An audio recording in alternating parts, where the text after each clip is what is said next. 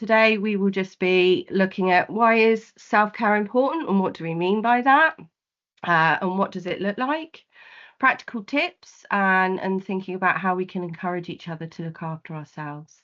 So just a note on today's session. So originally the title of this session was Practitioner Self-Care, but I decided to change it to Practitioner Wellbeing. Like many ideas, self-care has become a bit of a popular buzzword and concept in recent years. And we're hearing it a lot more, especially in terms of employee and staff well-being. While how we look after ourselves is really important, I think it's only part of the picture.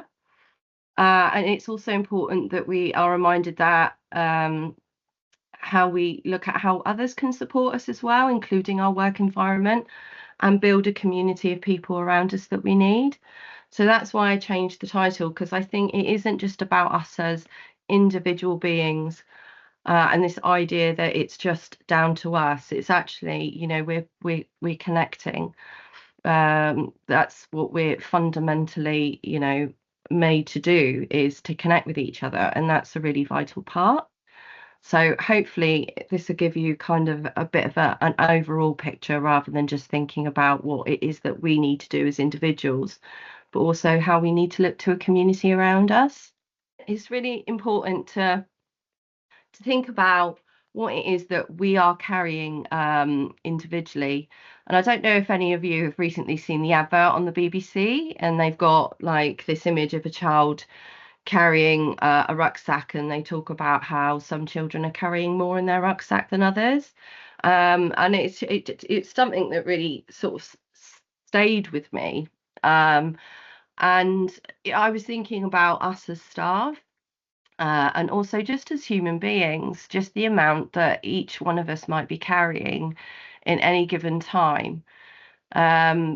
But so it's encompassing not only the things that we're holding during work and that we might be carrying around, but also the things that we're carrying around in our own personal lives.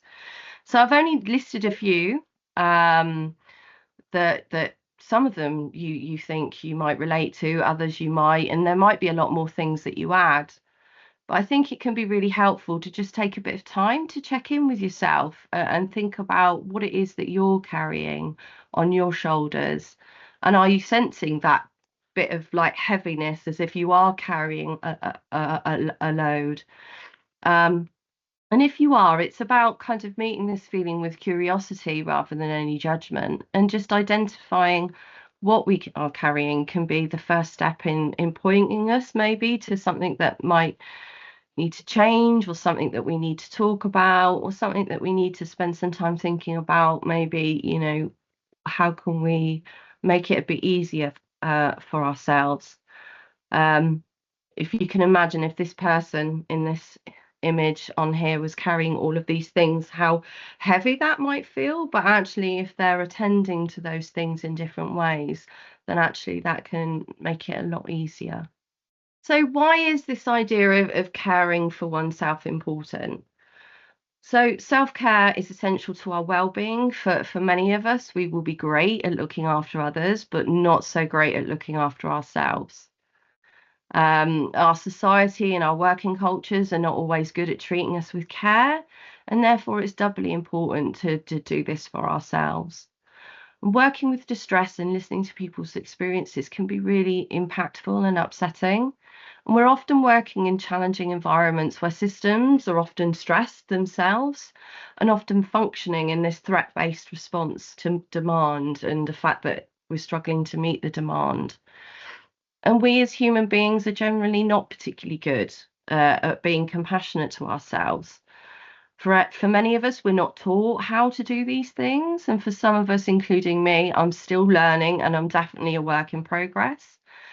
So it's finding kind of different things that can support us. And it's also acknowledging that we live in a fast-paced culture. And when I refer to culture, I'm referring to the capitalist culture in the Western part of the world. As I'm aware, in other parts, in other countries and cultures, they've been so much better at putting care of self on the agenda, but also how the country and society cares for people. Therefore, it's even more important to think about how we need to show up for ourselves. And most of us will be working in environments where the focus is on supporting others, and we could be hearing some really shocking and some disturbing stories. And if you attended my session on vicarious trauma, obviously the work can understandably take its toll on us. Equally, we're often offering part of ourselves in the work that we're doing. We've come into this role for a reason, often because we're very caring people and we want to support others. But it can be still very physically and emotionally tiring for us. We also find ourselves struggling and working in systems that are overwhelmed for one reason or another, normally because it's under strain to make cuts and move people through quicker.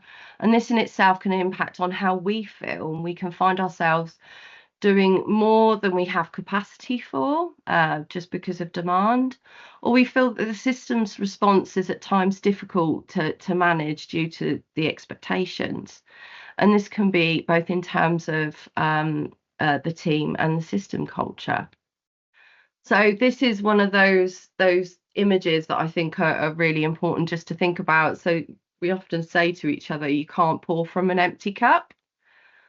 So you've probably heard of this, but it's so true. If we have no energy and we feel depleted and feel like we have nothing to give, the reality is that we're likely not to be able to offer something helpful to another, especially as many of the people that we're working with, due to their own experiences, will be able to pick up on those little cues and behaviours and those interactions, and they might actually end up misinterpreting kind of why you might be of low energy or kind of struggling in sessions. Equally, feeling overwhelmed and overfull, we are more likely to experience a spilling effect. So I can definitely relate to this, where we feel like we've got a huge amount, going on, and we try and keep the lid on it. But the thing is, it's likely to pour out in unintentional ways because we're so full. And it's not good for you or the people that we support. And I could definitely identify times when my work stress in the past has spilled out into my personal life, often in terms of sort of being irritable or short with family members or friends, or just not attending to my own basic needs because I feel so tired or overwhelmed. And in these scenarios, we might struggle to hold on to that empathy, and we might be a bit more snappy or tearful, more likely to become physically unwell as well. So it's not uncommon for us to end up with lots of coughs and colds continually, because we're pushing through such feelings. We end up in greater distress. So if we're not doing what we can to take care of ourselves, then we're understandably likely to find ourselves struggling. And it's important to clarify that I'm not talking about significant, huge events or traumatic events, which are still understandably difficult, and people will understandably struggle and have those survival responses because of what they've been through. But today, my focus is more thinking about how our work can impact on us over time, and if we're not taking care of ourselves, and also just highlighting that to do this thing of being human itself is really, really hard work. So we need to be showing up for ourselves.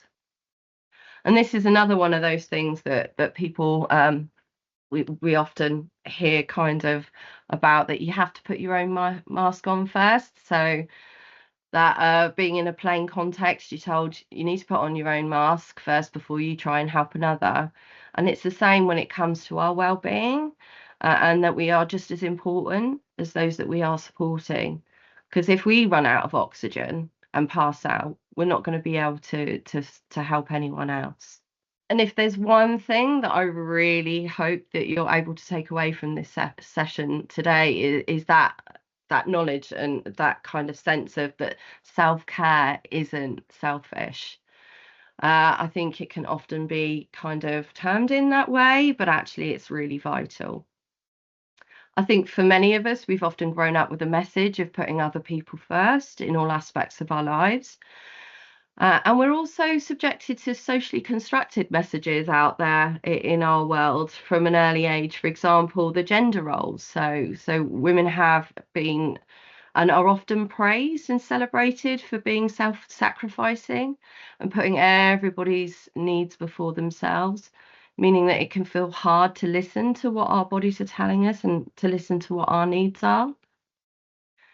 It reminds me of also this idea of around how we're kind of constantly being subjected to the message from social media as well, and society, to be seen as busy all the time.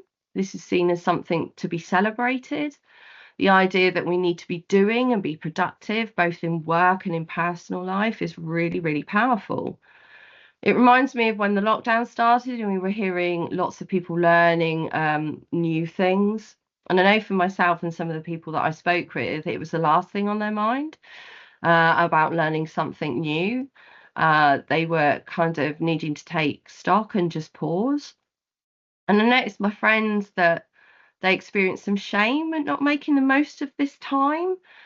Um, and these things can really influence us and really impact on how we feel about ourselves, and put pressure on us.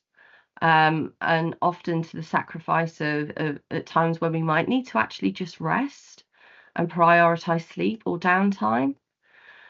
And I can remember feeling a bit embarrassed when colleagues would ask me about my weekend, and if I didn't have anything amazing to report, I'd feel quite self-conscious, like, I haven't done loads of things at the weekend. But now I just say I slept and I did nothing and it was blooming brilliant, because we shouldn't have this or feel this need to always be doing all the time.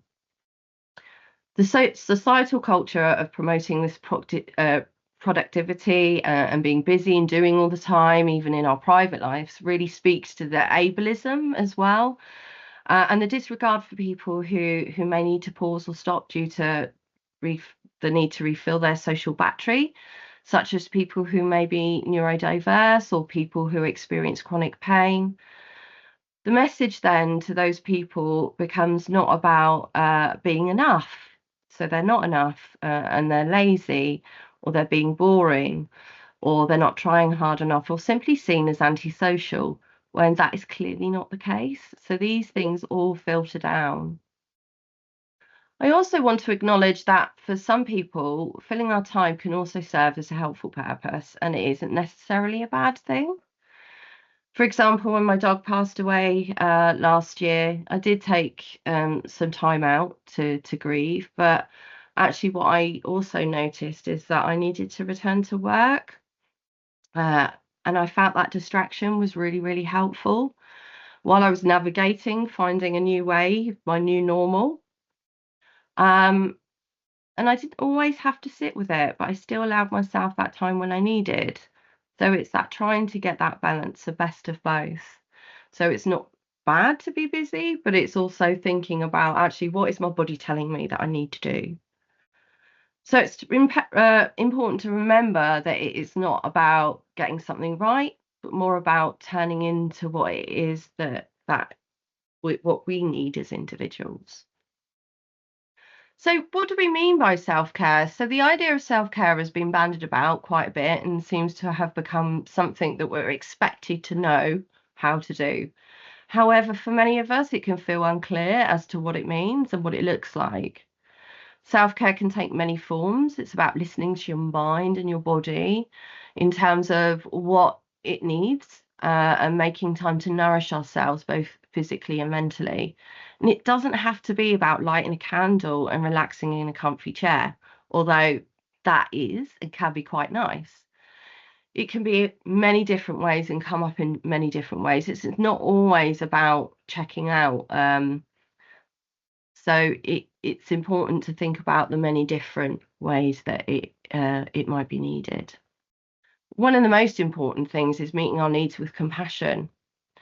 Um, Meeting our needs can often feel really hard, and we might find ourselves judging ourselves and being critical for having needs, such as, oh, I need to slow down, um, taking a moment or attending to our physical needs. Meeting these needs with true compassion is important. People often have this misconception that compassion is the soft option. It means that we can avoid anything that makes us feel uncomfortable. However, compassion is about leaning towards what is causing us discomfort or distress and looking at helpful ways to alleviate it. So, for example, if I had a swollen knee or an injury or an illness, rather than being annoyed and frustrated at my body, like, oh, I haven't got time for this, and try and ignore it, what I do then is attend to what my body needs. It might be looking at strengthening exercises, visiting a pharmacy to think about pain relief, or the GP to get my needs met. And another example I have is I had a phobia of going to the dentist. I'm really sorry for anyone who has that phobia, and I hope this is okay. But I had a broken tooth, and what I really wanted to do was avoid going to the dentist because I was terrified. I used to vomit at just the thought of going to the dentist. But the most compassionate, but the hardest thing to do was to actually overcome my fear. And I actually did this having CBT. And I actually went to the dentist before it got worse. So it was actually the hardest thing for me to do, but also the most compassionate thing for me to do. I was listening to what my body was needing. And responding to ourselves as if we're feeling tired or upset in a critical way or a nasty way would just increase that unhelpful thoughts and feelings towards ourselves. However, if we actually think, well, no wonder I feel like this. I have a lot going on at the moment, or I'm in pain, so it's understandable that my body's feeling tired, or I might need to have rest, rather than responding by saying, I have a crap body and it does nothing for me and it's just letting me down. This is not a good way in responding to ourselves because it actually makes us just feel worse. And our bodies work really hard, and it's not our body's fault that we age or we get injured or that things can go wrong. It's not intentionally causing us harm, though understandably it can feel like that at times. So attending to our most basic needs in work, so it's thinking about those things like, are you having the breaks you need and that you're entitled to? Are you finishing work on time? Are you having enough to drink throughout the day? Do you have time to connect with your team? Do you have the opportunity to reflect on the work, on your work with others? Are you having supervision or support that you need? Are you taking regular leave? Do you have meaningful connections at work with like-minded people? If you answered no to any of these questions, and I can completely empathise, as in previous roles that I've been in, there have been times when I could answer no to all of them. There could be many reasons that this can be the case. For example, a culture of people not taking breaks, not taking leave, etc. And I've previously worked in environments where working way over your hours and not having lunch breaks or taking leave was used as like a badge of honour. And people would almost compete to see who's busiest and who's doing the most. And there are many reasons why this can happen, especially as we are in a very stretched team, or I picked up that people were afraid to be seen as not being overly busy, so to be seen as not doing enough. If I have a lunch break or leave on time, people might think that I don't care or that I'm not working hard enough. So having these ideas. And as human beings, we often want to be liked and to feel that we fit in. But what I've learned is the need for me to ask myself, why am I not doing these things? So if these things are not happening, why am I not doing them? For example, having lunch, because having lunch is fueling my mind and my body in order to carry out my job, and having a break is vital. Having a break from intense work enables our brains to catch up and to process and recoup. And people that have breaks are much more productive than those that don't. And there's been many kind of research and studies done into that. Being able to connect with like-minded people is also important because it can really help fill our cups with shared energy, and it also leaves us feeling less alone. So thinking about our most basic needs, I think one of the things that you'll probably all be familiar with or come across at some point is Maslow's hierarchy of needs theory. So thinking about all of those things that we need in order to thrive in the world. It's really important, I think, just to share, because not many people know this, but the hierarchy of needs come from Maslow's observations of a highly successful indigenous society at the Blackfoot Reserve in Canada. So what he observed was these people were really thriving, and they were seen as really highly successful. And he looked at what all of those elements were, and those were the things that he came up with. So it's really important that we think about, are we meeting all of these needs? Because they apply to everyone, not just people that we work with. This is all human beings. Again, this is just about noticing and revisiting if we find ourselves struggling to help identify maybe where our gaps are and bring attention to, oh gosh, yeah, maybe, do you know what? It's not feeling safe at the moment. Oh, what's that about? How can I attend to that? Maybe it might be about having additional supervision. Obviously, if it's in your personal life, thinking about how can we improve that, and noticing how we are and just and how we respond. So I think thinking about a time, either when you were in work or in your personal life, when you went too long without eating, and what happened, how did you respond? Did you get hungry? Or think of a time when you were having a lack of sleep, regardless of the reason. What was it like? How did you cope? What was your response? So there's a reason why I gave these two examples, because I struggle under both of these conditions, and I'm really aware that I do, and I do really have to attend to these things. Because I become, if I'm hungry, I become moody, I become irritable, I'm less able to think. And I love the term hangry, because I do get, I can be quite moody. So I know it's really important for me to make sure that I have food during my working day. And it also reminds me of that chocolate advert that was out a few years ago. And the tagline was, you're not yourself when you're hungry. Because actually I think it can impact us quite powerfully.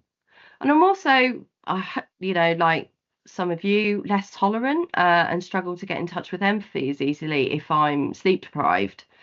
And again, I end up being caught maybe in more unhelpful thinking styles, or just struggle to think. And there is a reason why sleep deprivation is used as torture, because it really impacts on us.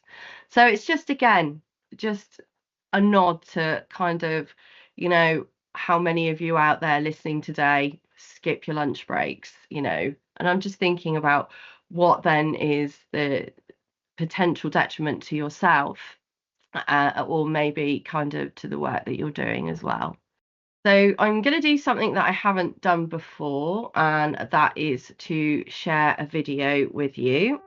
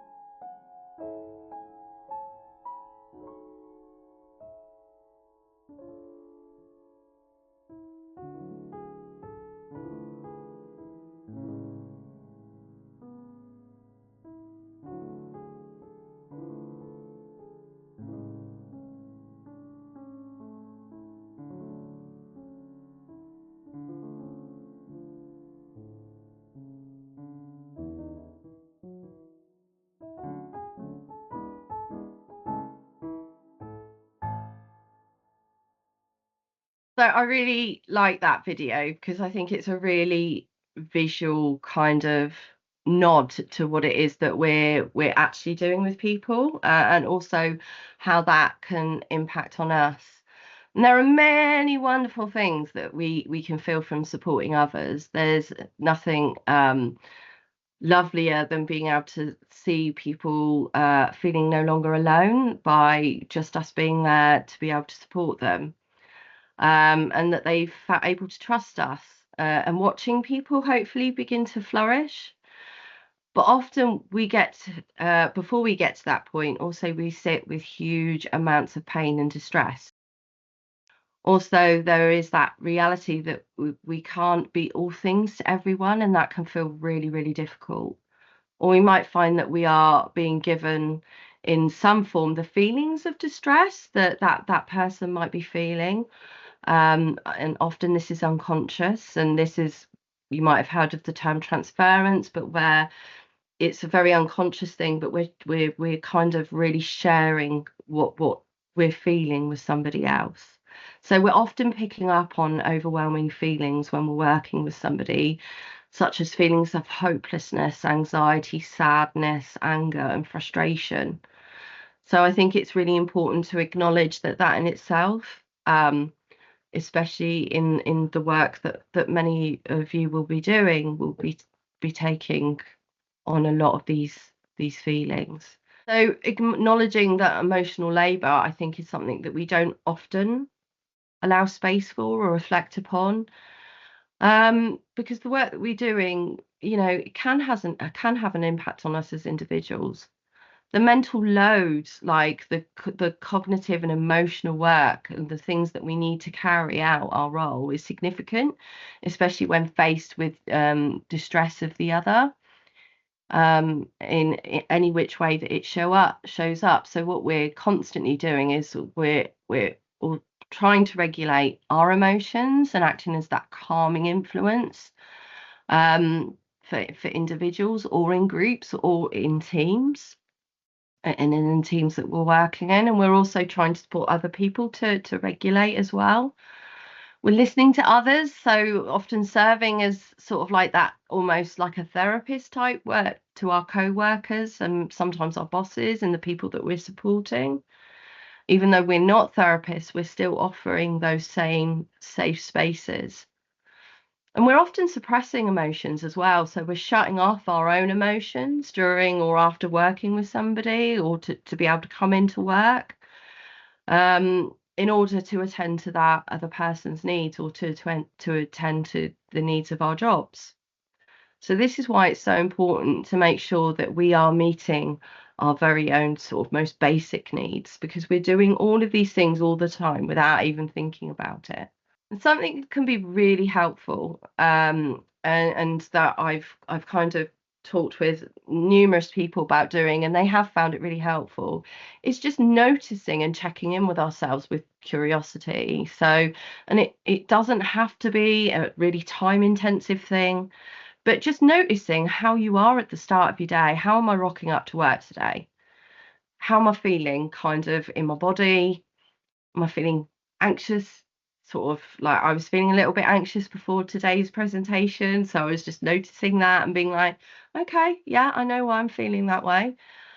So yeah, just noticing what's going on in your body, but also emotionally. So how am I feeling? Am I feeling a bit meh?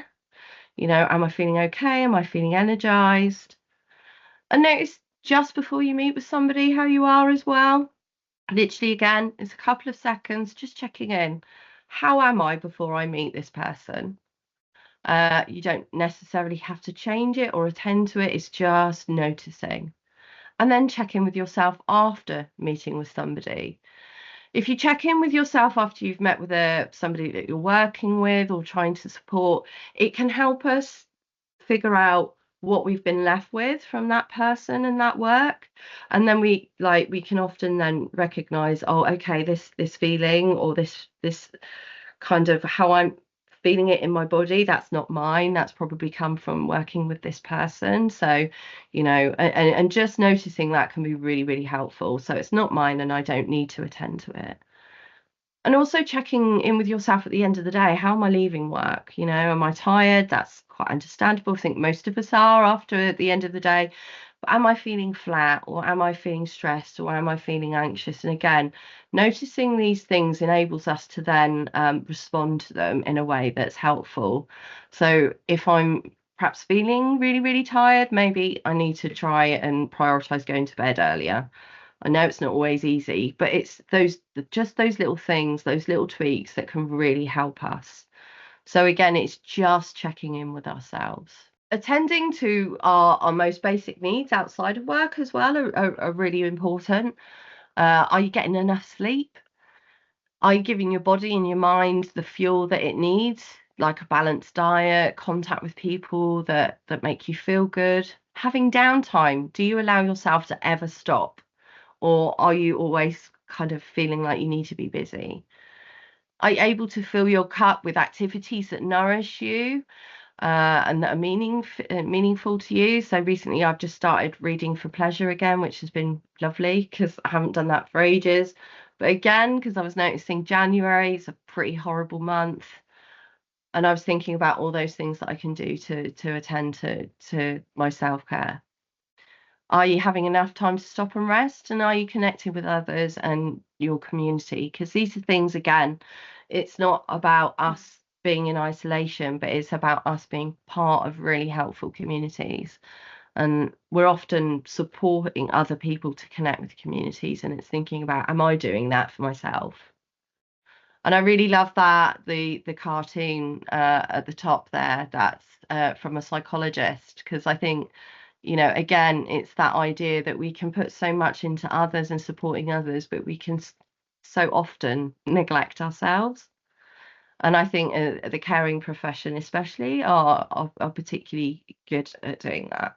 Also thinking about boundaries. So how often do we think about boundaries in terms of the boundaries that we hold with individuals that we're working with, to ensure that they feel safe, and that we can manage expectations? But more often than not, we seldom think about what our own boundaries might be and how we hold them. So are we forever working overtime? Are we having breaks? Are we leaving on time? Are we having contacts outside of our working hours? So sometimes people may be phoning us when we're not actually at work. Are we taking on leave? Are we checking emails when we're not at work? Because that's also something that I think can be really common and easy to slip into, that, oh, I'm just going to check my emails. I've got a minute. I'm just going to check my emails even though I'm not working. But we do then start working because we are going to respond in some way to those emails. And I have to say, it's taken me until my 40s, my mid 40s, to really start thinking about the boundaries that I want to place as well within my work environment and my workplace.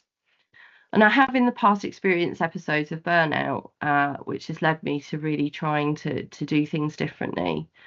Um, I worked a huge amount of overtime and basically allowed work to take over my life. So I was thinking about work all the time outside of work. I was dreaming about work. I was doing work out in my own time. Um, and it became a really unhelpful pattern for several years.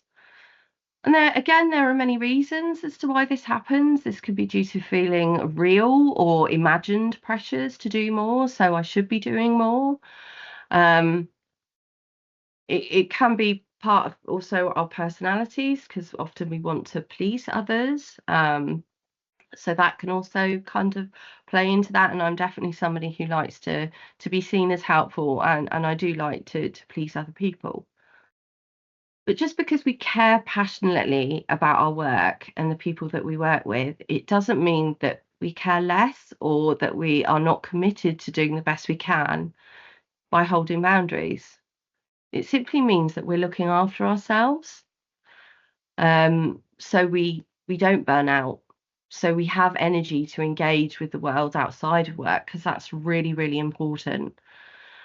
be the best that we can be. It helps us to stay well at work, enjoy what we do. If we don't feel like we have any battery left after we finish work to be able to do those things that are meaningful to us and that fill us up, and that could be spending time with family, connecting with the most important people in your lives, then that can have a real detrimental effect. And it's really important to identify for what your own boundaries need to be, and what you want them to be, and the ones that you really want to hold firm on. So, for example, in previous roles, I worked a lot of additional hours unpaid, and I think I did the really silly thing of totting up how many hours I'd done unpaid, and it was ridiculous. It was weeks of time for free. And I thought, actually, this isn't really helpful, and this is also probably kind of linking into burning out. Um, and that's when I decided, when I start kind of future roles, that I am going to be, happy to change my working days and be flexible when needed, but I will be taking the time back or asking to be paid for that time. But one that's also kind of demonstrating that we are showing a value of our own time and our own space and saying, actually, I need to hold this line, because I can't afford to work for free, actually, because it really has an impact. And making these choices can feel really, really hard at first, but if they are what's best for you, it can only be of benefit. And it doesn't have to be done in a confronting way either. I often say that, somebody might say, oh, I'll email you on Friday and I don't work on Friday. And I say, oh, that's great. I'm probably not going to respond because I don't actually have the time to check emails outside of work, due to other responsibilities. And again, so it's not saying, no, I'm not doing it, but it's just holding a boundary and saying, actually, I don't work on Friday, so I'm not going to be able to respond. And that's okay. It's okay to hold those boundaries and to attend to those things that we need in order to keep rocking up to work. But we're not very good at doing it, quite often. And what I've also found helpful in the past, and what I've often supported other people to think about, so when I was supporting other people that I was maybe managing in the past, was to develop a job plan. And I'm not saying this is what you need to go away and do, but it can be really helpful in laying out all of your duties in a way within your working week, to be able to have a look through, and clearly see the times that you're available to cover maybe things that come up at the drop of the hat. You can see all the responsibilities and make sure that you're kind of being able to attend to them through the week. But what I found really helpful in having this in the past is when I've worked in very high demand, high paced environments. So I'd be asked to be taking on extra work. It was really helpful to use this as a visual aid, to use it to discuss with my manager about, okay, I'm more than happy to take on this additional work, but what would you be happy for me to kind of take out in order to complete that work? Because you can see that my diary is really full.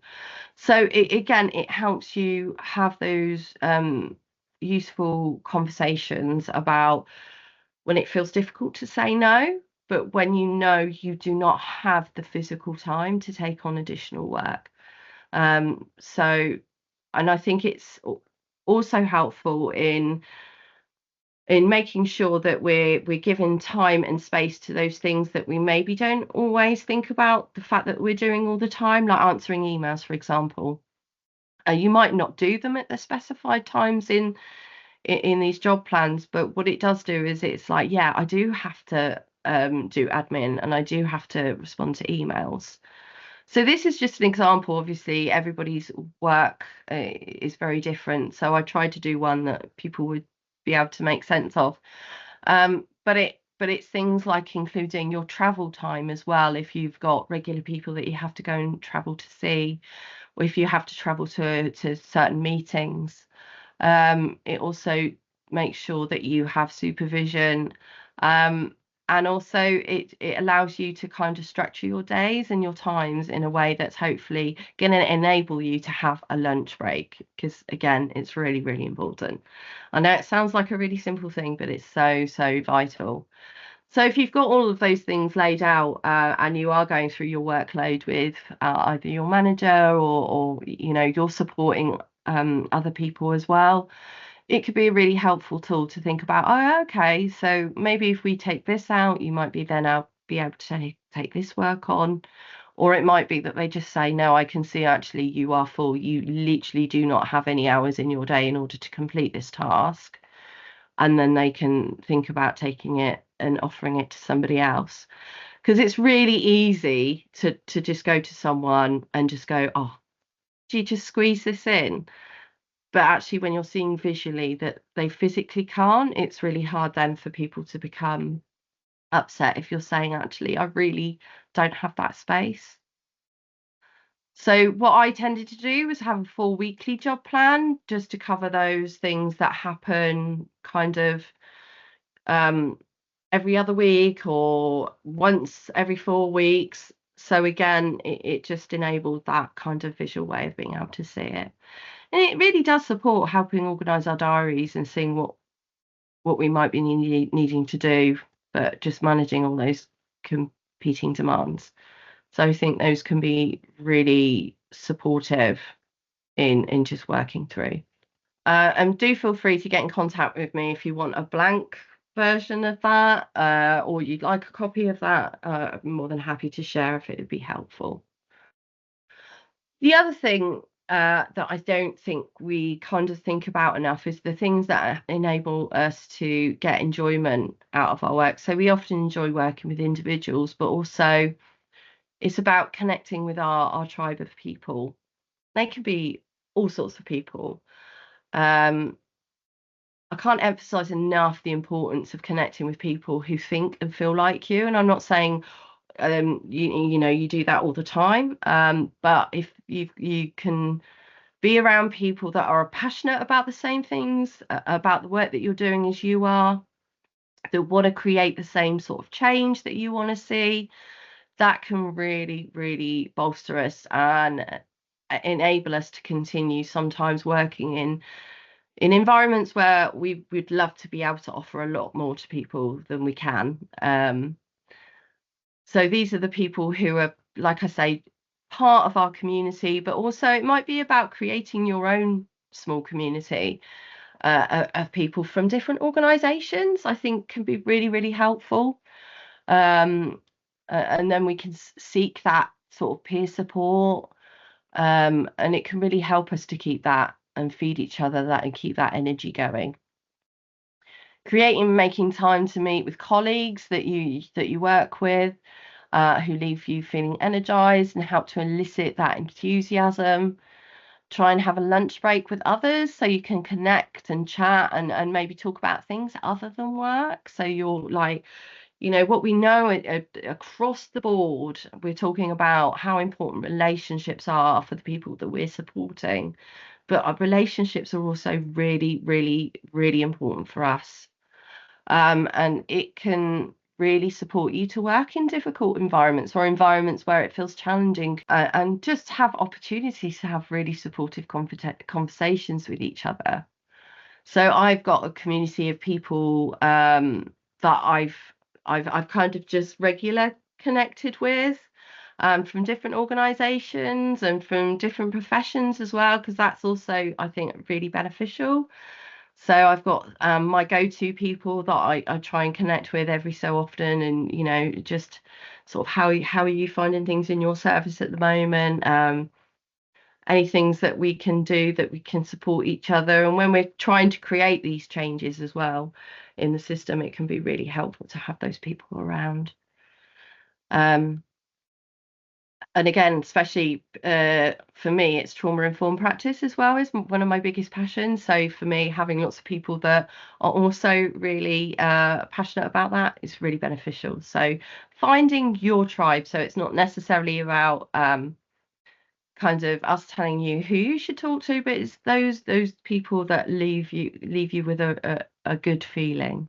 And supervision and reflective spaces are really, really important, and often are the first things to go when we're busy. And I've been guilty of this myself, because it feels like it's not something that absolutely has to be attended to, but it so is, and it is so important, because it's making sure that you have that space and opportunity to think about your work, but also think about maybe some of the people that you might be struggling with in supporting for various different reasons.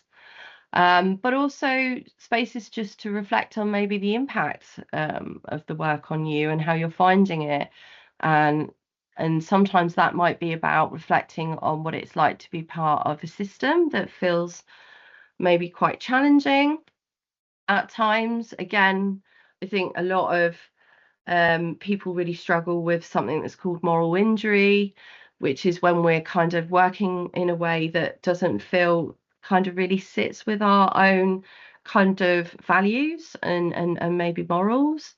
Um, and more often than not, we are going to come up against that, because there is no such thing as a perfect service or a perfect workplace. So it's really important to have those spaces where you can think about those things, um, so then we don't feel like we're holding all of those frustrations on our own. And also it can help us because we're being offered that other perspective.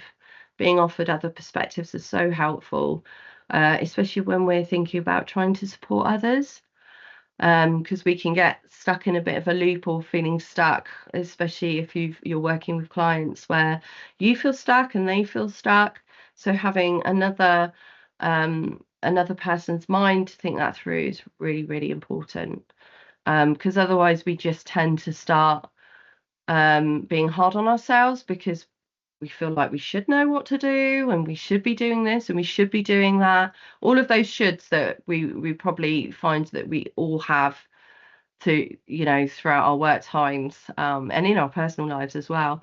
So it's really helpful to have those perspectives. And it's really thinking about, at the end of the day, practicing what we preach. And I think a lot of people struggle with this, and I think it's also a bit of a culture thing, depending on kind of where we were raised as well. And certainly in westernized cultures and communities, it can feel really hard to practice what we preach.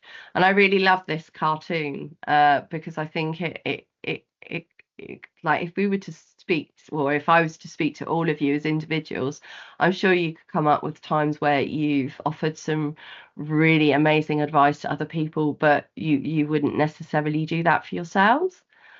Um, and I think more often than not, we're all guilty of not taking our own advice, um, and not listen to ourselves the way that we would others.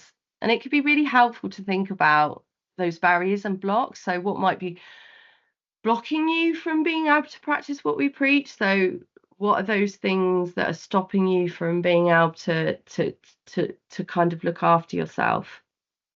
What are those things stopping you from being able to be compassionate to yourself when you're having a hard day?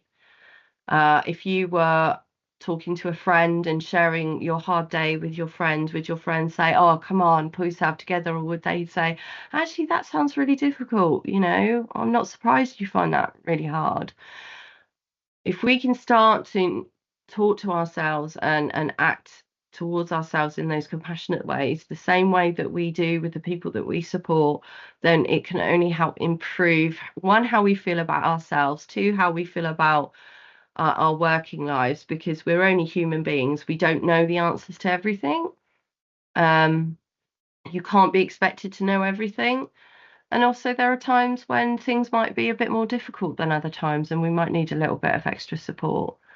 So again, it's that thinking about, if I was to take my own challenges at the moment, how would I respond to somebody else with the same challenges?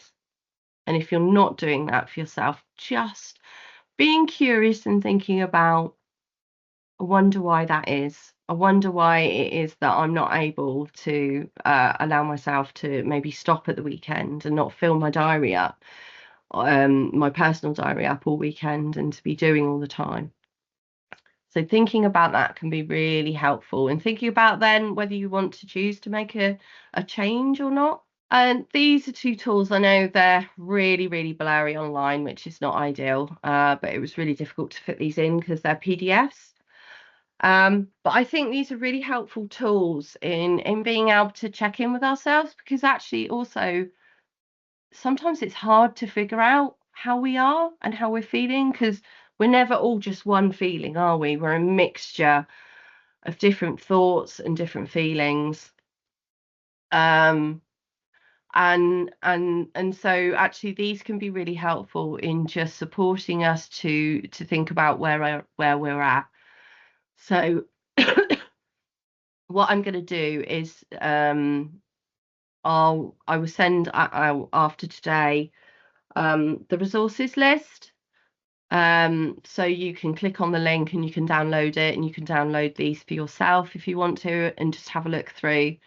What I try and do is every so often is just turn to these and just have a look and just be like, okay, yeah, let's have a look, where am I at? So the professional quality of life scale, I think, is really helpful in just thinking about kind of how we're feeling at work. And again, it's not saying like there's anything seriously wrong with you if you're having difficult feelings, but what it might do is support you to go to think about, okay, where are there perhaps opportunities for me to put in things into my diary that I find really fulfilling and really help me to stay well at work and enjoy my job. Because having enjoyment in your role is just so important. That's what keeps us coming in every day. So going through the list, you can score it up. It will score up for you and kind of give you kind of an idea of where you might be at. And then it's just thinking about, yeah, being curious about it. What could I potentially shift and change? And like I say, it doesn't have to be big things. It could be really small things that can make a really big difference. And the self-care assessment, I think, is really helpful. So I believe this is used generally with clients, but I think again this is about how do we also check in with ourselves and think about how are we showing up for ourselves, how are we creating space, things like eating regularly, getting the medical care that we need, am I exercising? You know, do I have day trips? Do I take annual leave? All of those things. It just helps us to have a look and go, oh, do you know what? Actually, I haven't done those things for myself recently. And that's how I got back into reading, actually, because that's something that I kind of identified I haven't done for a really long time. Again, it's just those small things that can make a really big difference.